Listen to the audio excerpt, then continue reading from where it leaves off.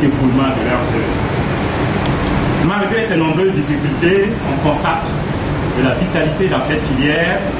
Des événements majeurs sont organisés régulièrement: le Symposium international de sculpture sur l'Ango, la Fête internationale des arts plastiques de Ouagadougou, la Semaine nationale de la culture, les grands prix nationaux, etc., etc., qui font de notre pays la capitale culturelle de l'Afrique.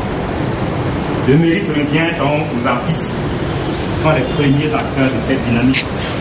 Le rayonnement de notre culture au service du développement économique et social est une des préoccupations du gouvernement qu'il a inscrit comme secteur de croissance dans la SCA. L'État se soucie donc du développement de ce secteur et l'intégration des modules qui portent sur l'enseignement des arts dans les programmes d'enseignement demeure une priorité pour les deux départements du MENA et du MES. Il y a aussi un regain d'intérêt pour le développement d'activités d'éveil artistique dans les établissements scolaires. L'intervention de la représentante des artistes tout à l'heure nous interpelle et nous sommes sensibles à leur cause. Et pour ce faire, nous espérons que d'ici la fin de cette exposition, les deux institutions pourront acquérir des œuvres pour embellir leurs espaces de travail et de vie. Les expositions sont des meilleures tribunes de promotion de l'art. C'est pourquoi je salue cette initiative des artistes qui accompagnent notre ministère pour la célébration de cette journée et je me réjouis de leur mobilisation.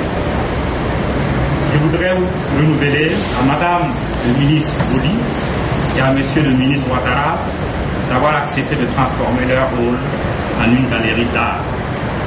Je ne doute pas de la convergence de talents et de diversité.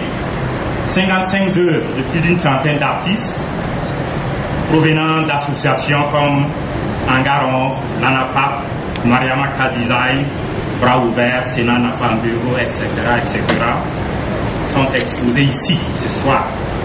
Et cela donne une réponse à la pertinence de l'intervention de Madame Blanche Leudron.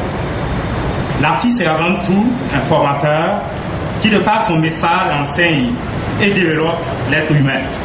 En cela, il rejoint les enseignants du ministère de l'Éducation nationale et de l'alphabétisation et ceux du ministère des enseignements secondaires et supérieurs.